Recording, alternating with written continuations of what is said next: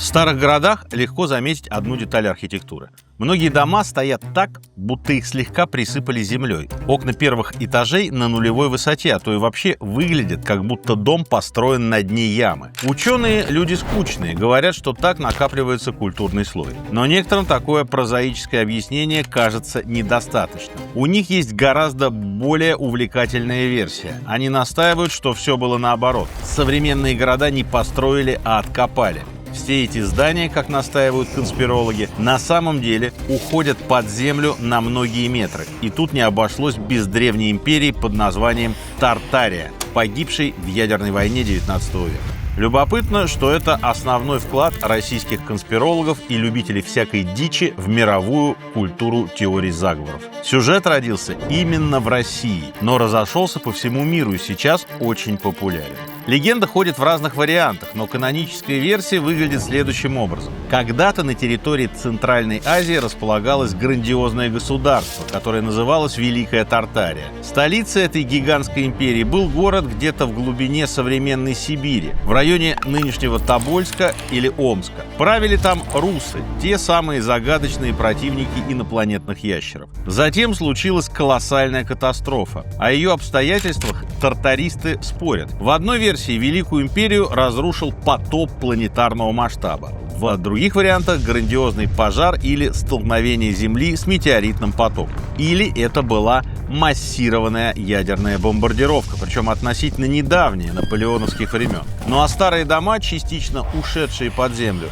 это главная улика, свидетельство случившейся катастрофы. Насколько можно судить, изобретатель этой теории некий Николай Левашов. Левашов был типичным шарлатаном второго плана. Занимался целительством, объявлял себя специалистом по паранормальным явлениям, академиком, затем богом. Кроме того, он утверждал, что однажды силой мысли развернул нейтронную звезду, угрожавшую Земле, что бы это ни значило, а также защитил страну от радиации после катастрофы в Фукусиме. Книги Левашова, посвященные политическим вопросам, заслуженно признаны экстремистскими, но больше для порядка, читать их и так невозможно. Никакого заметного следа в истории Левашов не оставил, если бы не обнаружил однажды на карте из британской энциклопедии 1771 года надпись «Тартария». Как, возможно, знает эрудированная часть зрителей, этим словом европейские картографы обозначали неизвестные им земли в Сибири и Средней Азии. Слово «татары» у них смешалось со словом «тартар», ужасной подземной бездной из древнегреческой мифологии. Если учесть, что нашествие Чингисхана в свое время произвело на европейцев очень сильное впечатление, такая ассоциация была вполне понятна. Все, что в Европе знали об этом регионе в средние века и в начале нового времени, это то, что оттуда приходят страшные кочевники, несущие гибель и разорение. Кочевников ассоциировали и с народами Гог и Магог, которых якобы заточил в горах Александр Македонский. По мере того, как Азию изучали, надпись «Тартария» исчезала с карты, заменялась реальными топонимами. Левашов всего этого не знал. Он решил, что обнаружил новую страну, существование которой по какой-то причине скрывают от мира. Ну а поскольку конспирологом он был профессиональным, открытие было преобразовано в стройную теорию. Получилось, что на территории России процветала древняя славяно-арийская империя, основным населением которой были русские, которые называли себя дети Тарха и Тары. Они, в свою очередь, пришли на Землю через звездные врата 40 тысяч лет назад и получили от высокоразвитых существ сокровенные знания о мире, которые потом хранили волхвы. От этих замечательных людей пошли самые разные народы. Во-первых, этруски, то есть просветленные русы. Во-вторых, пруссы, то есть перуновы русы. В-третьих, скотты, то есть русы-скотоводы, ну и так далее. Там еще много удивительного. Война русов с Атлантидой и Китаем 5000 лет назад, столица славяно-арийской империи Асгард, черные маги, волхвы, ну и прочее. Почему мы всего этого не знаем? Оказывается,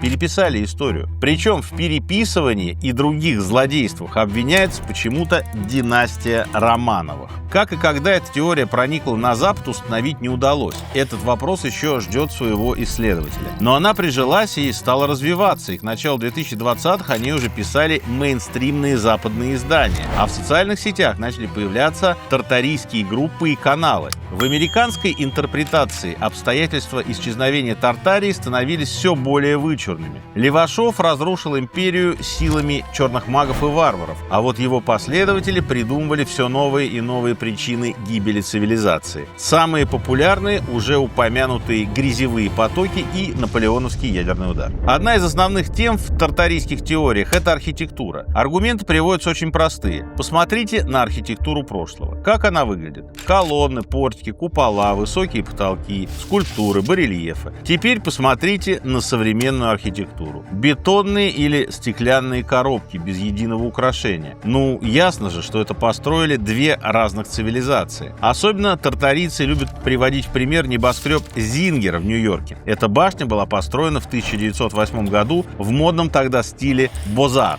В переводе с французского «стиль изящных искусств». Внутри и снаружи зингеровский небоскреб напоминал сказочный дворец. В 1960-е его снесли, потому что внутри было слишком мало места для современных офисов.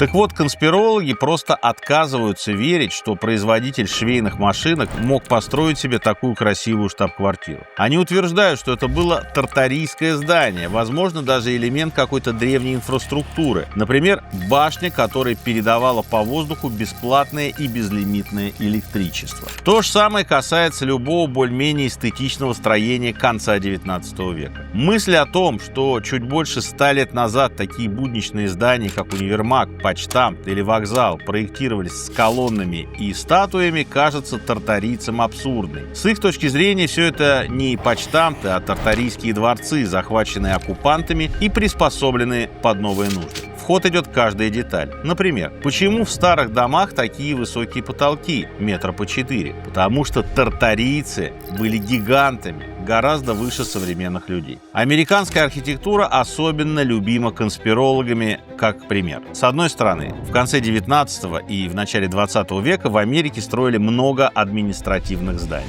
Страна еще осваивалась, и при желании можно найти фотографии, на которых среди деревянных домов возвышается только что построенное помпезное здание с огромным куполом. С другой стороны, американцы к исторической архитектуре относятся легко, и в 60-е все это посносили, как вышедшее из моды. Тут можно вспомнить, например, громадный административный комплекс в центре Чикаго, на месте которого сейчас стоит довольно безликий небоскреб по проекту великого архитектора Ван дер Роя. Или привести в пример можно снос гигантского Пенсильванского вокзала в Нью-Йорке. Это тоже был настоящий дворец с колоннами и сводчатыми потолками, который заменили на стеклянную высотку.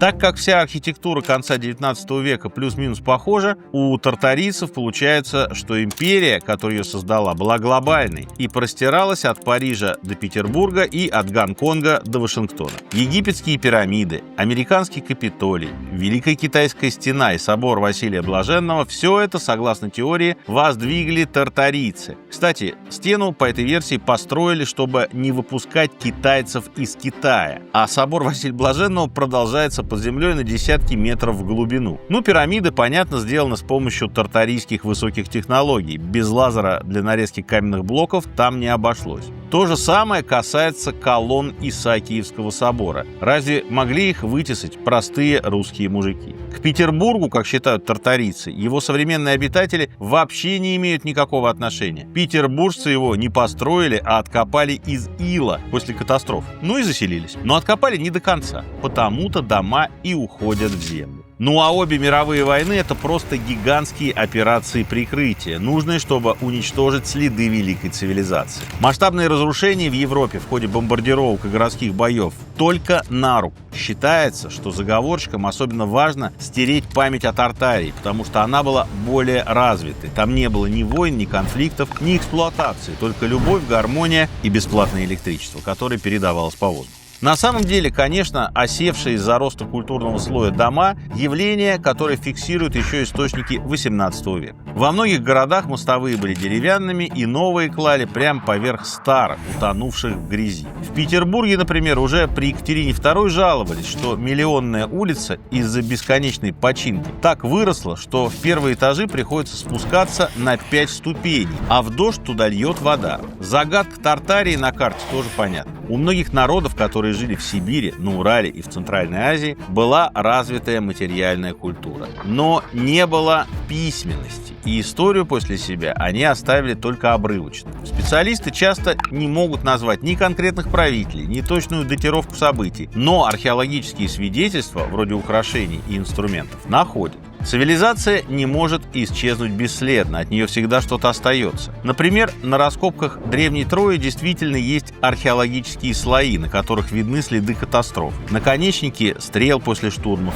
пепел после пожаров, спрятанные в тяжелые времена клады. В общем, теория о Великой Тартарии не очень убедительна. Зато в ней много других интересных моментов. Во-первых, то, как легко мутирует историческое знание. Даже в наше время, при наличии школьных учебников, где-то ходят люди, абсолютно уверенные, что в XIX веке была ядерная война, а Мордор — это действительно древнее государство. Можно только представить себе уровень достоверности исторических сведений в мире до изобретения книгопечатания. Во-вторых, и это тоже интересно, у тартарийских теорий есть вполне здравое зерно. Конспирологи этого, конечно, не знают, но мир до Первой мировой войны в чем-то действительно был более развитым, чем современный. Там не было ни интернета, ни антибиотиков, зато даже почтамты старались сделать эстетичными. В Лондоне, допустим, есть довольно известное здание викторианской эпохи Кроснесская насосная станция. По фотографиям интерьеров можно предположить, что это, наверное, тоже какой-то дворец. А это, извините, инфраструктура городской канализации. Ну и в-третьих, в нашем мире действительно существовала огромная, развитая и процветающая империя, которая погибла загадочным образом.